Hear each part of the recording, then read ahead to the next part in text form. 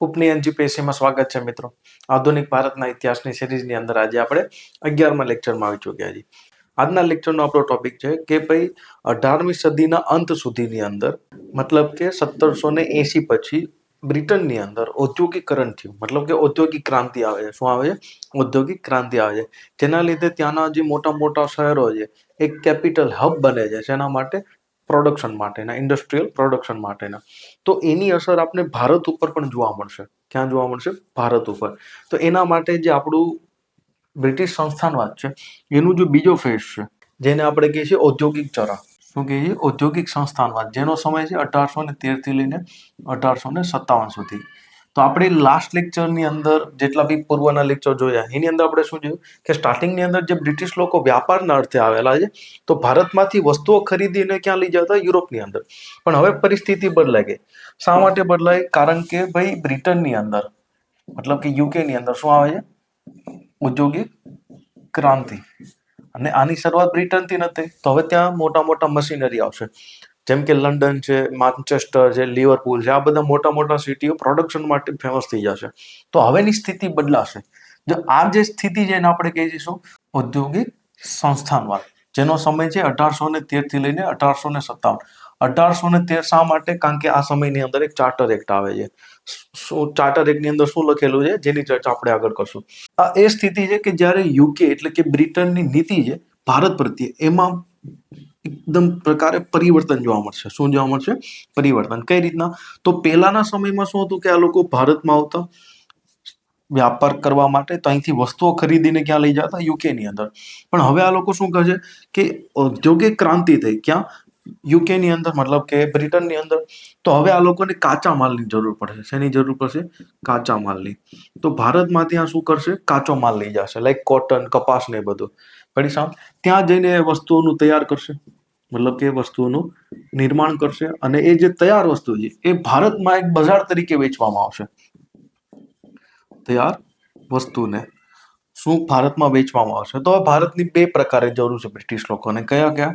તો એક તો કાચા માલના સ્ત્રોત તરીકે, બીજું કે એક બજાર તરીકે. કારણ કે એટલું બધું પ્રોડક્શન થાય, ઓવર પ્રોડક્શન બહુ થતું, તો એને વેચવા માટે એક બજાર બી જોશે. તો હવે આ લોકોની જે નીતિ છે એ આ પ્રમાણે ચાલશે. તો આની રાજનીતિક નીતિ જોશું આપણે. તો એની અંદર આ લોકોનો ટાર્ગેટ હશે કે મેક્સિમમ બને જેટલું બને એટલું ભારતના ક્ષેત્ર ઉપર કરો કબજો. શું કરો? વધુમાં વધુ ભારતના ક્ષેત્રો ઉપર કબજો કરો. યુદ્ધ કરવું પડે, જે કરવું પડે એ કરો. સમજ પડી? કારણ કે ત્યાંથી લંડનથી શું હતું? ભારતમાં પ્રેશર હતું. બીજી બાજુ પ્રશાસનિક નીતિની અંદર ચર્ચા કરશું કે ધીરે ધીરે હવે આ લોકો પોતાનું જે ક્ષેત્ર છે એ વધારતા જશે. તો પ્રશાસનની અંદર શું કરવા પડશે? સુધારા કરવા પડશે. જેમ કે સાઉથ ઇન્ડિયાની અંદર આ લોકો રેતવારી ચાલુ કરશે. ઉત્તર ભારતની અંદર અને અમુક ક્ષેત્રની અંદર એ લોકો મહાલવારી ચાલુ કરશે. ફરી સમજ? તો કર વસૂલી માટેના અલગ અલગ નિયમો લાવશે.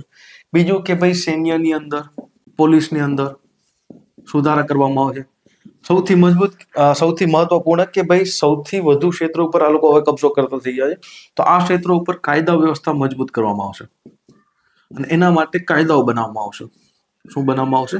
કાયદા. આઈપીસી અને સીઆરપીસી ની બધું જોશું એ ધીરે ધીરે આ સમયની અંદર જ બનશે, પણ લાગુ 1860 પછી કરે છે આ લોકો. આર્થિક નીતિની વાત કરીએ તો અહીંયા ઘણું બધું અહીંયા પરિવર્તન જોવા મળશે. જેમ કે ભારતની અંદર આ લોકોની શેની જરૂર છે? કાચા માલની. તો કૃષિની અંદર અહીંયા થશે વાણિજ્યકરણ. કૃષિમાં શું થશે? અહીંયા વાણિજ્યકરણ. મતલબ કે અહીંયા કોમર્શિયલ ક્રોપ, મતલબ કે જે રોકડિયા પાક છે એનું પ્રચલન વધશે. હવે એના લીધે શું થશે કે ભારતની અંદર ક્યારેય પણ નાનો અમથો દુષ્કાળ પડે તો ખેડૂતો પાસે તો પૈસા નથી. બીજું કે જે અન્નનો જે પ્રોડક્શન થતું, ખાવા પીવાના જે અનાજનું પ્રોડક્શન થતું એ પણ અહીંયા ઘટી જતું. તો નાનો અમથો દુષ્કાળની અંદર એ લાખો લોકો મરી જશે. શું થશે? લાખો લોકો મરી જશે. તો અહીંયા દુષ્કાળની ભયંકર અસરો આપણે જોવા મળશે. ક્યાં? કૃષિની અંદર. સમજ પડી? બીજું કે હવે ભારતને એક બજાર તરીકે અને કાચા માલના સ્ત્રોત તરીકે ડેવલપ કરવાનો છે. તો અહીંયા પરિવહનની અંદર સુધારા થશે. તો અહીંયા રેલવે આવશે, પોસ્ટ આવશે. સમજ પડી? તો આ બધા અહીંયા પણ શું જોવા મળશે? આપણે સુધારા જોવા મળશે. બીજું જોશું કે ધીરે ધીરે ભારતની અંદર જે હસ્તશિલ્પ ઉદ્યોગો હતા એનું અહીંયા થશે પતન. મતલબ કે ભારતમાં જેટલા બી શ્રમિકો, કારીગરો હતા એ બધા થઈ જશે ધીરે ધીરે બેરોજગાર. સમજ પડી? તો રાજનીતિક નીતિ, પ્રશાસનિક નીતિ, આર્થિક નીતિ. એના પછી આપણે ચર્ચા કરીએ તો ભાઈ સામાજિક નીતિ. તો હવે આ લોકો પ્રત્યક્ષ નિયંત્રણ સ્થાપવા માંગે છે આપણી ઉપર. તો તમારા સામાજિક ક્ષેત્રમાં હસ્તક્ષેપ કરશે. અલગ અલગ કાયદા બનાવશે, પોતાના ધર્મનું પ્રચાર કરશે. સમજ પડી? તો આ એ જ સમય છે કે જ્યારે સતી પ્રથા છે, બાળકીનું દૂધ પીતી પ્રથા છે, એ બધી માટે કાયદાઓ બનાવવામાં આવશે. તો અહીંયા સાંસ્કૃતિક અને સામાજિક નીતિમાં પરિવર્તન જોવા મળશે. તો અહીંયા આ બધા પરિવર્તનો આપણે જોવા મળશે. ક્યાં? ઔદ્યોગિક સંસ્થાનવાદના ચરણની અંદર. તો જે આપણું મેઇન ટાઇટલ શું છે કે બ્રિટિશ સંસ્થાનવાદ કે બ્રિટિશનું સામ્રાજ્યવાદનો ધીરે ધીરે જેનું પ્રથમ ચરણ હતું વાણિજ્યિક સંસ્થાનવાદ, એની આપણે ચર્ચા કરી ચૂક્યા છીએ. હવે શું જોઈશું આપણે? ઔદ્યોગિક સંસ્થાનવાદ. સમજ પડી? એની અંદર આપણે એક એક કરતા જશું. સૌથી પહેલા જોશું એક ગવર્નર જનરલ કે જેના સમયમાં શું રાજનીતિક પરિવર્તનો આવ્યા છે. હવે 1813 અંદર ચાર્ટર એક્ટ આવે છે. ચાર્ટર એક્ટ આવવા પાછળના કારણો ક્યાં હતા? તો તમે બધા જાણો છો કે ઈસ્ટ ઇન્ડિયા કંપનીને ચાર્ટર આપવામાં આવ્યું કે ભાઈ એકાધિકાર, કે તારા સિવાય બીજું કોઈ વ્યાપાર કરશે નહીં ક્યાં? ભારતની અંદર. પણ થશે એવું કે ધીરે ધીરે આ જે ઈસ્ટ ઇન્ડિયા કંપની હતી એ પાવરફુલ બનતી જાય છે. એના જે લોકો હતા એ અમીર થતા જાય છે. સમજ પડી? બીજી બાજુ શું થાય છે કે બ્રિટનની અંદર ઔદ્યોગિક ક્રાંતિના લીધે ઘણા બધા ઉદ્યોગપતિઓ ડેવલપ થાય છે. હવે આ ઉદ્યોગપતિ ડિમાન્ડ કરશે તેની પાર્લામેન્ટની અંદર કે ભાઈ ઈસ્ટ ઇન્ડિયા કંપનીને જે તમે એકાધિકાર આપ્યો છે એ એકાધિકારને તોડો અને અમને પણ માર્કેટમાં ઘૂસવા દો. પડે છે સમજ? તો ધીરે ધીરે શું થાય છે કે પ્રેશર બને છે કેની ઉપર? ત્યાંની સંસદ ઉપર. 1808 અંદર હાઉસ ઓફ કોમન્સ, ત્યાંનું લોઅર હાઉસ, ત્યાં એક સમિતિ બને છે ઈસ્ટ ઇન્ડિયા કંપની ઉપર ધીરે ધીરે કંટ્રોલ કરવા માટે. અને એ સમિતિનો રિપોર્ટ આવે છે 1812 અંદર.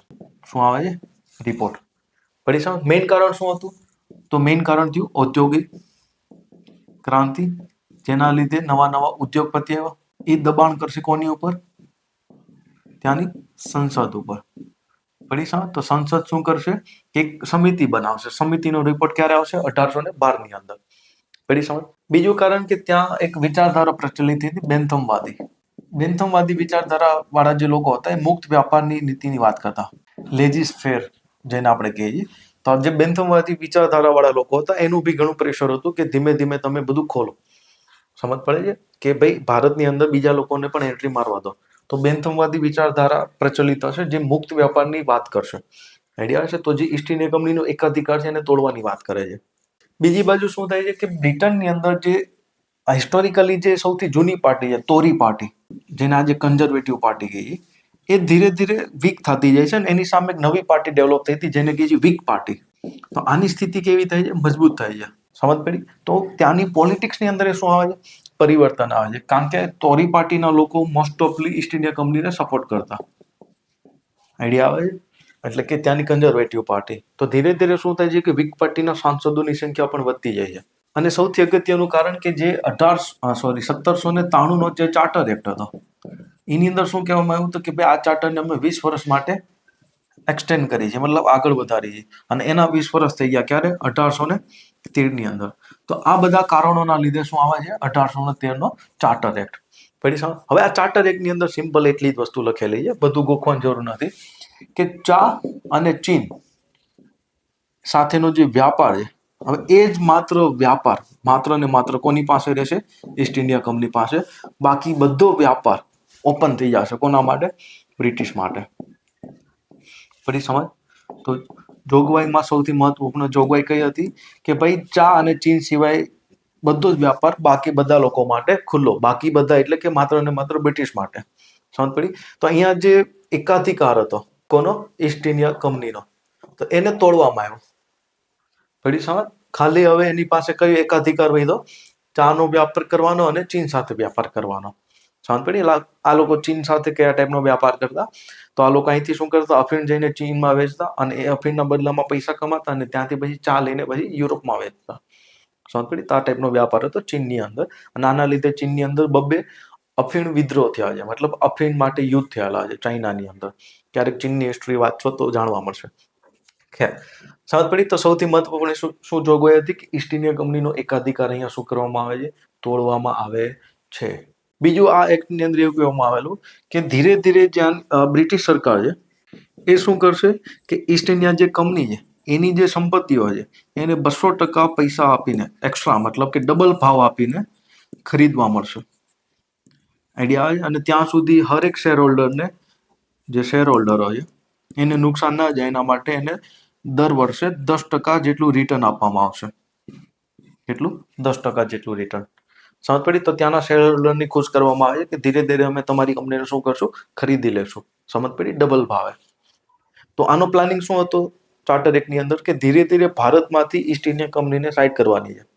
સમજ પડી? આગળ જતા લોકોને મોકો મળી જશે. જ્યારે 1857 વિદ્રોહ થશે તો ઈસ્ટ ઇન્ડિયા કંપનીને કહેશે કે હવે રહેવા દો તમે, હવે અમે શાસન કરશું ડાયરેક્ટ. અને આગળ જતા જ્યારે 1833 એક્ટ આવે છે, 1833 એક્ટ, તો એની અંદર તે જે પ્રશાસનિક કાર્ય છે એ માત્ર બ્રિટિશ પાસે રહેશે, ઈસ્ટ ઇન્ડિયા કંપની પાસે રહેશે. અને બાકીના જે કાર્ય છે સૈન્ય અને એ બધા કોને આપી દેવામાં આવશે? બ્રિટિશ સરકારને. સમજ પડી? જેની ચર્ચા આપણે આગળ કરશું. તો 1813 આ જે ચાર્ટર એક્ટ છે એના લીધે શું થાય છે કે ભારતની અંદર પરિસ્થિતિ બદલાઈ જાય છે. કોની? ઈસ્ટ ઇન્ડિયા કંપનીની. તો રાજનીતિક નીતિની ચર્ચા કરી તો મેં કીધું એમ કે ભાઈ વધુમાં વધુ જેટલું બને એટલું ભારત ઉપર શું કરવાનું છે? પ્રત્યક્ષ નિયંત્રણ. તો જેટલો બને એટલો એરિયા, ક્ષેત્રને શું કરવાના છે? કબજે. તો એની શરૂઆત થાય છે સૌ પ્રથમ ગવર્નર ફ્રાન્સિસ રેયડોન હેસ્ટિંગ. શું નામ છે? Francis Rawdon hasting. ઇંગ્લિશમાં રેયડોન, આ રીતના સ્પેલિંગ છે. સમજ પડી? હવે જો મોસ્ટ ઓફલી બુકની અંદર લોર્ડ હેસ્ટિંગ લખ્યું હશે. શું લખ્યું હશે? Lord Hastings. આઈડિયા આવે છે? તો અહીંયા વોરન હેસ્ટિંગ અલગ છે અને આ જે લોર્ડ હેસ્ટિંગ એ અલગ છે. પડી સમજ? તો આનું આખું નામ શું છે? Francis Rawdon hasting. સમજ પડી? આનો જે કાર્યકાળ છે 1813 થી લઈને 1823 સુધીનો છે. આના સમયની અંદર બે યુદ્ધ થશે. કેટલા યુદ્ધ થશે? બે યુદ્ધ થશે. પ્રથમ એંગ્લો નેપાળ યુદ્ધ અને પછી થશે થર્ડ એંગ્લો મરાઠા યુદ્ધ. સમજ પડી? તો આ બેને આપણે જાણશું. તો નેપાળ એક સ્વતંત્ર રાજ્ય હતું. અહીંયા થોડુંક તમે મેપ જોઈ શકો છો તમે. નેપાળ એક સ્વતંત્ર રાજ્ય હતું. એકચ્યુઅલી યુદ્ધ ચાલુ થાય છે 1814 થી લઈને 1816 સુધી. ઠીક છે? 2 વર્ષ સુધી યુદ્ધ ચાલે છે અને આ યુદ્ધ અલગ અલગ ક્ષેત્રમાં લડાય છે. આઈડિયા છે? તો વાત એ હતી કે ભાઈ અહીંયા તમે જોશો તો આપણું ભારત છે. અહીંયા તમે જોશો તો દિલ્હી જોવા મળે છે, લખનઉ, ગોરખપુર, અને અહીંયા નીચે આવશો એટલે બંગાળ જોવા મળશે. હવે થાય છે એવું કે 1802 ની અંદર જે અવધ છે, અવધના જે નવાબ છે એ શું કરી લે છે? ઈસ્ટ ઇન્ડિયા કંપની સાથે સહાયક સંધિ. શું કરી લઈએ? સહાયક સંધિ. અને તમે બધા જાણો છો કે સહાયક સંધિની અંદર અવધની અંદર રેજિડેન્ટ અને રેજિમેન્ટ આવી જશે. પડી સમજ? મતલબ કે હવે અવધનું જે વિદેશ નીતિ અને સૈન્ય નીતિનું બધું કામકાજ કોણ જોશે? એક પ્રકારે ઈસ્ટ ઇન્ડિયા કંપની. સમજ પડે છે? તો અહીંયા થશે એવું કે ભાઈ ધીરે ધીરે અવધ નબળું પડી ગયું. એનો ફાયદો ઉઠાવીને જે નેપાળ છે એ શું કરે છે કે ધીરે ધીરે સાઉથની અંદર આવીને પોતાના એરિયા કેપ્ચર કરવાના ચાલુ કરે છે. અને છે કે એની આર્મી ગોરખપુર સુધી પહોંચી ગઈ. યુપીની અંદર જે જગ્યા છે ને ગોરખપુર, તો ત્યાં સુધી પહોંચી ગઈ અને સાઉથના એરિયા કેપ્ચર કરવાના ચાલુ કર્યા. હવે આ બધું જે ક્ષેત્ર હતા એ કોની અંદર આવતા? અવધની અંદર આવતા. પડી સમજ? હવે તમે બધા જાણો છો કે અવધ સાથે સહાયક સંધિ કરી લીધી અને એની જે સેના છે એ હવે બ્રિટિશની સેના થઈ ગઈ. તો થાય છે એવું કે આ સમયની અંદર જે ગવર્નર હતો, કોણ હતો? Lord Hastings. મતલબ કે ફ્રાન્સિસ હેસ્ટિંગ એ શું કરે છે કે અવધ પાસેથી પૈસા ઉધાર લે છે. એક તો સૈન્યનો ખર્ચો લે છે પ્લસ ઈસ્ટ ઇન્ડિયા કંપની પૈસા ઉધારે લે છે. કારણ કે આ સમયે ઈસ્ટ ઇન્ડિયા કંપની પાસે એટલા બધા પૈસા નહોતા, તિજોરી ખાલી હતી. સમજ પડી? તેવું લખેલું છે ઓક્સફર્ડ યુનિવર્સિટીની જે વેબસાઇટ છે ત્યાંથી. તો અવધ પાસેથી પૈસા ઉધાર લેશે અને શું કરવામાં આવશે કે બ્રિટિશ એક કર્નલ હતો, મતલબ કે બ્રિટિશ સૈન્ય અધિકારી હતો, એનું નામ હતું કર્નલ ઓક્ટર લોની. શું નામ હતું? ઓક્ટર લોની. તો આની અંતર્ગત શું થાય છે? એક સેના જાય છે અને આક્રમણ કરે છે. કોની ઉપર? ગોરખાઓ પર. કારણ કે જે બંગાળની અંદર જે સેના હતી એ બધા કેવા લોકો હતા? ગોરખા. તમે જોઈ શકો છો આ રીતના. આ ગોરખા લોકોની ત્યાં ટ્રાઇબ હતી. તો શું થાય છે કે ગોરખાનો એક જે આર્મી લીડર હતો, કે સેનાનો જે નેપાળનો જે સેનાપતિ હતો, એનું નામ હતું અમરસિંહ. શું નામ હતું? અમરસિંહ થાપા. તો ઓક્ટર લોની અને અમરસિંહ થાપા વચ્ચે ઘણા બધા યુદ્ધ થાય છે. કારણ કે બે વર્ષ સુધી યુદ્ધ ચાલે છે. તો સ્ટાર્ટિંગની અંદર અમરસિંહની સેના જીતી જશે. અમરસિંહ થાપાની સેના જીતી જશે. તો ઓક્ટર લોની શું કરે છે? સ્ટ્રેટેજી બદલે છે અને ચાર બાજુથી, બે બાજુથી આક્રમણ કરે છે. અહીંયા તમે નેપાળ જોઈ શકો છો. તો એક આક્રમણ અહીંથી કરશે અને એક આક્રમણ અહીંથી કરવામાં આવશે. સમજ પડી? તો આ રીતના શું કરવામાં આવશે કે એને બે બાજુથી ઘેરી લેવામાં આવશે અને ફાઇનલી અમરસિંહની શું થશે? અહીંયા હાર થઈ જશે. શું થશે? અમરસિંહની હાર થઈ જશે. ઠીક છે? હવે યુદ્ધ કયા કયા થયા છે? બહુ બધા યુદ્ધ થયા, એ કોઈ યાદ રાખવાના નથી. તો ફાઇનલી શું થાય છે કે 1816 ની અંદર સુગોલીની સંધિ થાય છે. કઈ સંધિ થઈ? સુગોલીની સંધિ. યાદ રાખજો, સુગોલીની સંધિ પ્રમાણે અહીંયા બાઉન્ડ્રી બનશે ભારત અને નેપાળની. જે 1816 બનેલી ત્યારથી લઈને આજ દિન સુધી આ જ બાઉન્ડ્રી છે માન્ય. સમજ પડી? તો આ સંધિ પ્રમાણે શું થયું કે જે બ્રિટિશ લોકો હતા એને કુમાઉ અને ગઢવાલ વાળું જે ક્ષેત્ર છે એ બધું કોને મળી ગયું? બ્રિટિશને. કુમાઉ અને ગઢવાલ ઉત્તરાખંડની અંદર આ ક્ષેત્ર આવેલા છે. બીજું કે અહીંયા સિક્કિમ જે હતું એ કોની અંદર આવતું? નેપાળ અંતર્ગત. તો એને આઝાદ કરવામાં આવ્યું. પડી સમજ? બીજું કે આ જે તરાઈનના ક્ષેત્ર છે એ કોને મળ્યા? બ્રિટિશને. પડે છે સમજ? બીજું કે અહીંયા ભારત અને નેપાળ વચ્ચે બાઉન્ડ્રી બની. શું બનશે? સીમા. અને આ સીમાની અંદર તમે ધ્યાનથી સમજજો કે અહીંયા એક તમને ક્ષેત્ર જોવા મળશે આ રીતના. નેપાળ તમે જોશો તો આ રીતના જોવા મળે છે. હા એના એકચ્યુઅલીમાં મેપ નેપાળનો છે એટલે તમને એરિયા જોવા મળે છે. હવે વાસ્તવિકતા છે કે અહીંયાથી એક નદી આવે છે જેનું નામ છે કાલી નદી. કઈ નદી આવે છે? કાલી નદી. તો કાલી નદીનું ઉદ્ગમ સ્થાન તમે જોશો તો એક નદી આમથી આવે છે અને એક નદી આમથી આવે છે. તો બ્રિટિશ અને ભારત વચ્ચે શું બાઉન્ડ્રી નક્કી થઈ કે ભાઈ કાલી નદીનો જે પૂર્વનો ભાગ છે નેપાળ અને પશ્ચિમનો ભાગ છે એ ભારતનો ગણાશે. તો હવે ઇસ્યુ એ આવ્યો કે ભાઈ આને નદી ગણવી કે આને નદી ગણવી. સમજ પડી? તો અહીંયા લાંબા ટાઈમથી ત્યારથી લઈને આજ દિન સુધી શું આવે છે? વિવાદ ચાલ્યો આવે છે જેને આપણે કહીએ છીએ કાલાપાની વિવાદ. તો કાલાપાની વિવાદ કોના કોના વચ્ચે છે? નેપાળ અને ભારત વચ્ચે. શું વિવાદ છે? કે ભાઈ નેપાળ કહે છે કે ભાઈ ઉદ્ગમ સ્થાન અહીંથી છે, એનો મતલબ કે આ ક્ષેત્ર અમારું થયું. ભારત શું કહે છે કે નહીં, ઉદ્ગમ સ્થાન અહીંથી છે એટલે કે આ ક્ષેત્ર કોનું છે? અમારો. અને ઓબ્વિયસલી અત્યારે બાપ આપણે છીએ તો એ ક્ષેત્ર અત્યારે હાલમાં આપણી પાસે છે. અને એ સૌથી ઇમ્પોર્ટન્ટ એટલા માટે છે કારણ કે માનસરોવર યાત્રા માટે જવું હોય, માનસરોવર તમે જોશો તો અહીંયા તમને જોવા મળશે લેક માનસરોવર, ચાઇના તિબેટની અંદર આવેલું છે. તો એનો જે રસ્તો છે અહીંથી જાય છે. સમજ પડે છે? તો અત્યારે હાલમાં આ જે ક્ષેત્ર છે કાલાપાની વાળું એ આપણી અંડર આવે છે, ભારતની અંદર. સમજ પડી? તો એ કાલાપાની વિવાદ અહીંથી ચાલુ થયો હતો. આ જે સંધિ થઈ હતી એ સંધિનું નામ કયું છે? સુગોલીની સંધિ. ક્યારે થઈ હતી? 1816 ની અંદર. તો ક્યારે પ્રિલિમની અંદર પૂછાય જાય તો ભાઈ લડવા વાળો કોણ હતો? તો ઓક્ટર લોની. સમજ પડી? સામે કોણ હતો? તો અમરસિંહ થાપા. અને આ સમયના ગવર્નર જનરલ કોણ હતો ભારતનો? તો લોર્ડ ફ્રાન્સિસ રોડન હેસ્ટિંગ્સ. આખું નામ યાદ રાખી લેજો કારણ કે ક્યારેક કન્ફ્યુઝન થઈ જાય. તો વોરન હેસ્ટિંગ અને ફ્રાન્સિસ હેસ્ટિંગ બે અલગ અલગ છે. સમજ પડી? થર્ડ એંગ્લો મરાઠા યુદ્ધનું જે મુખ્ય કારણ છે એ હતું મરાઠા પરિસંઘ. હવે તમે બધા જાણો મરાઠા પરિસંઘ શું છે કે ભાઈ પૂણાની અંદર બેઠા છે પેશવા. કોણ બેઠા હતા? પેશવા. અને આ સમયે બાજીરાવ દ્વિતીય પેશવા છે. કોણ છે? બાજીરાવ દ્વિતીય. પડી સમજ? હા એ જ છે કે જેને વસઈની સંધિ કરીને સહાયક સંધિ કરી લીધી હતી બ્રિટિશ સાથે. હવે એક વ્યક્તિ બેઠો છે ગાયકવાડ બરોડાની અંદર, એક બેઠો છે સિંધિયા ગ્વાલિયરમાં, એક બેઠો છે હોલકર ઇન્દોરની અંદર અને એક વ્યક્તિ બેઠો છે ભોસલે નાગપુરમાં.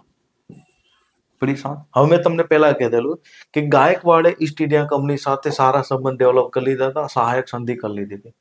સમજ પડી? અને સેકન્ડ એંગ્લો યુદ્ધની અંદર આપણે જોયું, સેકન્ડ એંગ્લો મરાઠા યુદ્ધની અંદર કે સિંધિયા, હોલકર ને ભોસલે અને પેશવા બધાથી બાંધ્યા હતા. ખાસ કરીને પેશવા તો નહોતો કારણ કે એને તો સંધિ કરી લીધી હતી. તો આ ત્રણ બાંધ્યા હતા અને આ બધા વચ્ચે સંધિ થઈ ગઈ હતી. સમજ પડી? તો હવે આ લોકોની અંદર એ સહાયક સંધિ થઈ ગઈ હતી એટલે આ લોકોના ક્ષેત્રની અંદર રેઝિડેન્ટ અને રેસિડેન્ટ બેઠા હતા. તો હવે ધીરે ધીરે શું થાય છે કે આ લોકોની જે આંતરિક રાજનીતિ હતી એની અંદર આ જે રેઝિડેન્ટ છે એનો હસ્તક્ષેપ વધતો જતો હતો.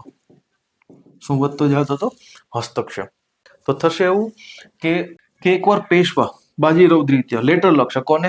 ગાયકવાડને કે ભાઈ તમે બધા અમારી અંડર આવો છો તે કામ કરો, પૈસા અમને આપતા રહેજો, મતલબ કે ટેક્સ અમને આપતા રહેજો. समझ पड़ी? तो गायकवाड़े કીધું એક્સક્યુઝ મી બ્રધર, હમ तुम में नहीं आते, हम अलग है. મતલબ કે હવે અમે અલગ છીએ, તમારી અંડર નથી આવતા. સમજ પડી? સહાયક સંધિ કરી અમે બ્રિટિશ સાથે અલગ રીતના રિલેશનમાં રહ્યા છે તો હવે અમે પેશવાની અંડર આવતા નથી. આઈડિયા છે? તો આજે બંને વચ્ચે બવાલ થઈ. તો સહાયક સંધિમાં શું કહેવામાં આવ્યું હતું કે બે રાજ્ય વચ્ચે બવાલ થશે તેનું સમાધાન કોણ કરશે? બ્રિટિશ લોકો. હા એના તો થશે એવું કે ગાયકવાડ અને ઈસ્ટ ઇન્ડિયા કંપનીના બે માણસો ક્યાં જશે? પુણે. પુણેની અંદર જેવા જશે તો શું થશે કે એ સમયમાં ભોસલે અને બાજીરાવની બધા ત્યાં પુણેમાં બેઠા હતા. સિંધિયા નથી, યાદ રાખજો. હોલકર, ભોસલે અને બાજીરાવ પેશવા ત્રણે શું કરે છે કે આજે બે વ્યક્તિ આવ્યા એની હત્યા કરી નાખશે. શું કરી નાખશે? હત્યા કરી નાખશે. અને ભોસલે પ્લસ હોલકર પ્લસ પેશવા આ ત્રણેય નાની અમથી સેના લઈને, કારણ કે એની સેના તો બરખાસ્ત થઈ ગઈ હતી કારણ કે બ્રિટિશ સેના ગઈ, તો આની પાસે જેટલા પોતાના અંગરક્ષકો હતા જેટલા બોડીગાર્ડ હતા નાની અમથી સેના લઈને શું કરે છે કે પુણેની અંદર જે રેઝિડન્ટ છે એના આવાસ ઉપર શું કરે છે? હુમલો. અને અહીંથી ચાલુ થઈ જાય છે થર્ડ એંગ્લો મરાઠા યુદ્ધ. સમજ પડી? તો ભોસલે, હોલકર અને પેશવા ત્રણે મળીને શું કરે છે? પુણેની અંદર જે રેઝિડન્ટ બેઠો છે એની ઉપર કરે છે હુમલો.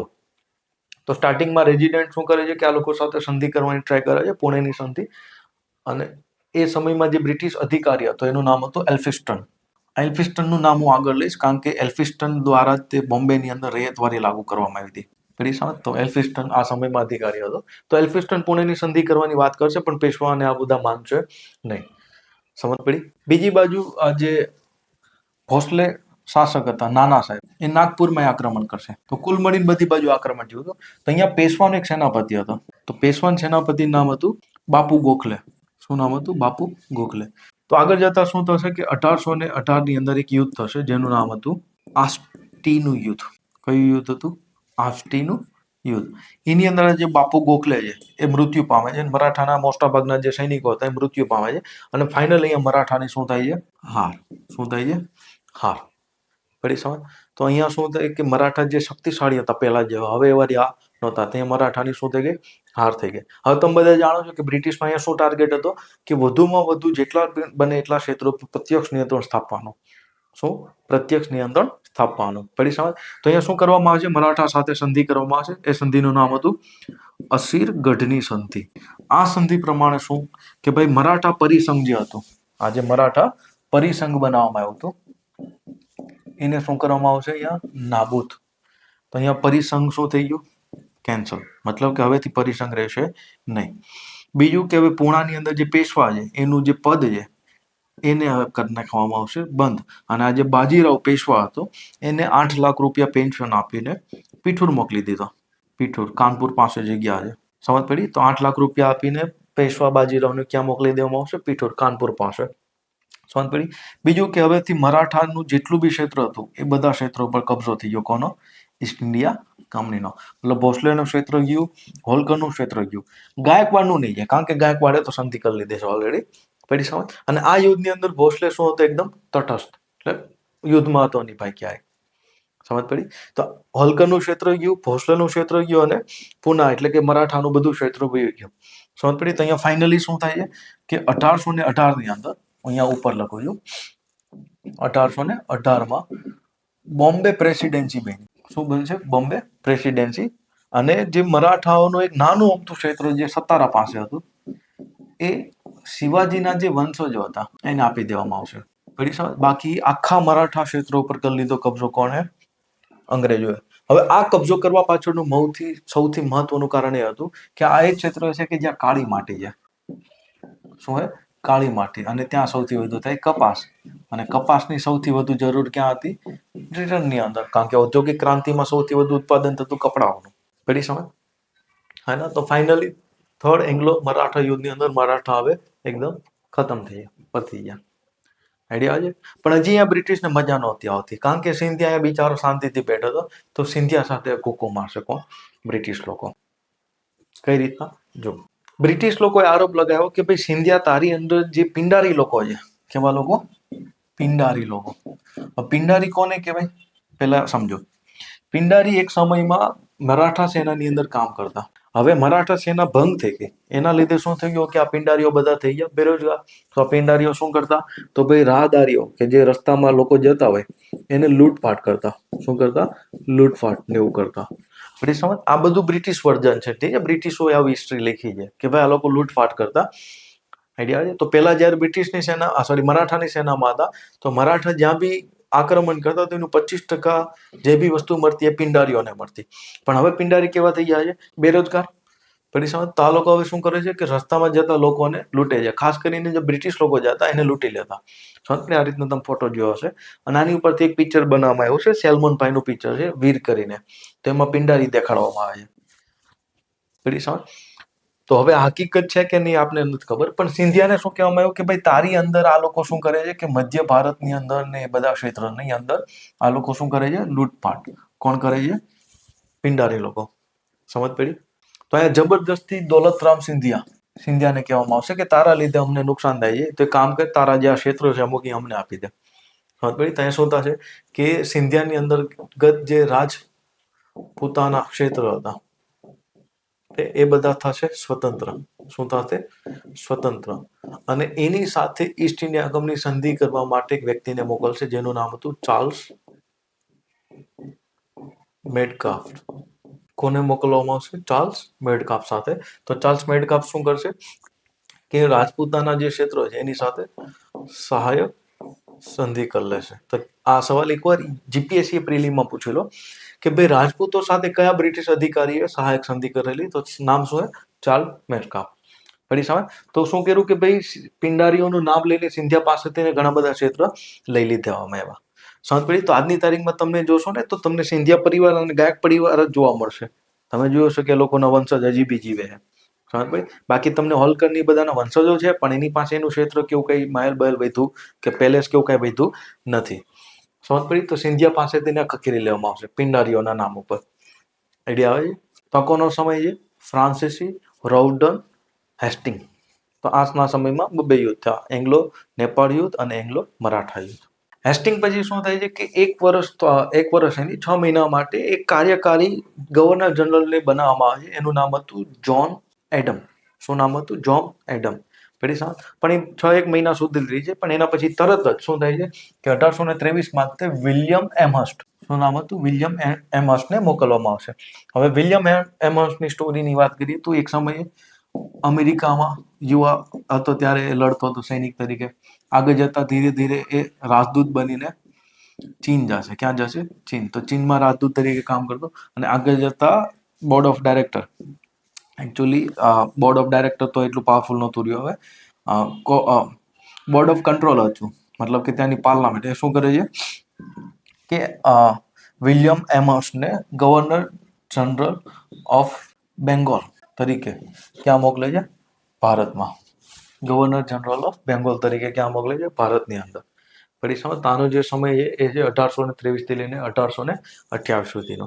આના સમયની અંદર એકમાત્ર યુદ્ધ હશે જેનું નામ હતું એંગ્લો બર્મા યુદ્ધ. કયું યુદ્ધ થાય? એંગ્લો બર્મા યુદ્ધ. પડી સમજ? બર્મા એટલે કે આજનું મ્યાનમાર. હવે અહીંથી ડાયરેક્ટ સવાલો પૂછાતા નથી પણ આપણે ઇતિહાસમાં ખબર તો હોય છે કે ભાઈ કઈ ઘટના કોના સમયમાં ક્યાર પછી બને છે. તો તમારે બર્મા પબ્લિક સર્વિસ કમિશનની એક્ઝામ આપવી હોય તો ડિટેલમાં કરજો, પણ અહીંયા હું ડિટેલમાં કરાવતો નથી. તો એંગ્લો બર્મીઝ એટલે કે બર્મા, આજનું મ્યાનમાર યુદ્ધ થાય છે 1824 થી લઈને 1826, 2 વર્ષ સુધી યુદ્ધ થાય છે. કારણોની ચર્ચા કરીએ તો 1822 ની અંદર શું થાય છે કે બર્માનો જે સેનાપતિ છે એ શું કરે છે કે ધીરે ધીરે ભારત તરફ આવે છે અને અસમ ક્ષેત્ર જે દેખાય છે આ ક્ષેત્ર એની ઉપર કરી લે છે કબજો. અને આગળ જતા આ જે અરાકાન ક્ષેત્ર છે, કેવું ક્ષેત્ર છે? અરાકાન. તો એ બધા ક્ષેત્રો પર કરી લે છે કબજો. હવે એની બાજુમાં એક્ઝેક્ટલી અહીંયા કોણ બેઠા છે? બ્રિટિશ લોકો.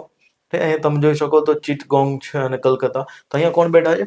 બ્રિટિશ લોકો. તો બ્રિટિશ લોકોને ભાઈ થોડીક ચિંતા રહેશે કે બાજુમાં બર્મા ધીરે ધીરે આપણી બાજુ આવે છે તો અહીંયા તકલીફ પડશે.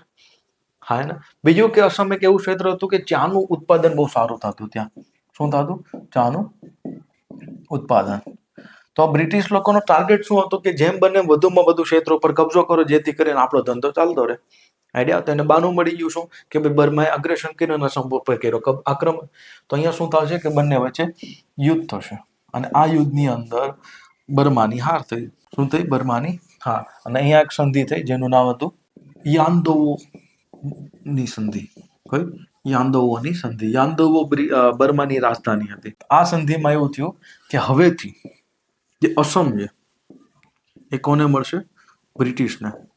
બીજું કે અહીંયા જે અસમ ક્ષેત્ર બ્રિટિશને મળ્યું, અહીંયા જે અરાકાન ક્ષેત્ર છે, અરાકાન, એ પણ કોને મળ્યા? બ્રિટિશને.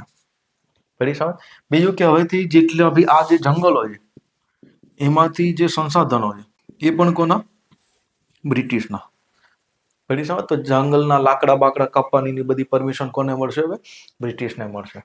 સમજ પડી? તો પ્રથમ એંગ્લો બર્મીઝ યુદ્ધ જે ક્યારે થયું? તો 1824 ની અંદર. આ સમયમાં ગવર્નર જનરલ કોણ હતો? તો વિલિયમ એમહર્સ્ટ. કોણ હતો? William Amherst. આગળ જતા સેકન્ડ એંગ્લો બર્મા યુદ્ધ થશે પણ એ ડેલહાઉસીના સમયમાં થશે. સમજ પડી? તેની ચર્ચા આપણે આગળ કરશું. તો મૂળ રીતના એ વાત છે કે અસમ અને આરાકાન જે ક્ષેત્ર છે એ કોને મળી ગયા? બ્રિટિશ લોકોને. તો હવે ધીરે ધીરે શું થાય છે કે બ્રિટિશ પાસે વધુમાં વધુ ક્ષેત્ર ભારતના કબજા થઈ ગયા અને એની પર હવે પ્રત્યક્ષ નિયંત્રણ સ્થાપિત કરવા મળ્યા. તો તો હવે પ્રત્યક્ષ નિયંત્રણ સ્થાપિત કર્યું છે, તો હવે આ લોકોને એક સમાન કાયદા પ્રમાણે, એક સમાન કાયદા વ્યવસ્થા, પ્રશાસનિક વ્યવસ્થા પ્રમાણે લાવવા પડશે. હા ના, તો આના માટે શું કરવામાં આવશે કે સ્પેશિયલ એક વ્યક્તિને મોકલવામાં આવશે, જેનું નામ હતું વિલિયમ બેન્ટિંગ. શું નામ હતું? William Bentinck. તો વિલિયમ બેન્ટિંગનું સ્પેશિયલ કામ શું હતું કે ભારતમાં આવીને પ્રશાસનને અને કાયદાને એક રીતના મજબૂત કરવાના છે. પડી સમજ? અને વિલિયમ બેન્ટિંગની સાથે સાથે પાછળ શું આવે છે? 1833નો ચાર્ટર એક્ટ. શું આવે છે? 1833નો ચાર્ટર એક્ટ. પડી સમજ? તો વિલિયમ બેન્ટિંગના સમયમાં તો કોઈ યુદ્ધ થતા નથી, પણ અહીંયા પ્રશાસનની અંદર ઘણા બધા સુધારા થશે. શું થશે? પ્રશાસનની અંદર સુધારા થશે. વિલિયમ બેન્ટિંગની વાત કરીએ તો બસ એના સમયમાં જે ક્ષેત્ર હશે, તો થોડુંક મૈસૂરનું ક્ષેત્ર એની અંદર આવી જશે, પછી કછાર ક્ષેત્ર જે અસમની પાસે આવેલું છે, તો એ જે ક્ષેત્ર છે એ વિલિયમ બેન્ટિંગ પોતાના અંદર લઈ લે છે, પણ અહીંયા કોઈ યુદ્ધ નથી થતું. સમજ પડી? તો વિલિયમ બેન્ટિંગના સમયમાં કોઈ યુદ્ધ થતા નથી, પણ એના સમયમાં ઘણા બધા પ્રશાસનિક સુધારા થાય છે. શું થાય છે? પ્રશાસનિક સુધારા. તો જ્યારે આપણે પ્રશાસનિક નીતિ કરશું ત્યારે હું આની ચર્ચા કરીશ વિલિયમ બેન્ટિંગની ડિટેલની અંદર. તો નેક્સ્ટ લેક્ચરની અંદર વિલિયમ બેન્ટિંગ પછી ઓકલેન્ડ આવશે, જેના સમયમાં પ્રથમ એંગ્લો અફઘાન યુદ્ધ થયું, જેની અંદર બ્રિટિશની ભૂંડી હાર થઈ, તો એની ચર્ચા કરશું નેક્સ્ટ લેક્ચર. એના પછી એલન બોરો આવશે, એના પછી લોર્ડ હાર્ડિંગ આવશે, તો એ બધાની ચર્ચા આપણે ક્યારે કરશું? નેક્સ્ટ લેક્ચરની અંદર. તો મળશું ત્યારે. ત્યાં સુધી જય હિન્દ.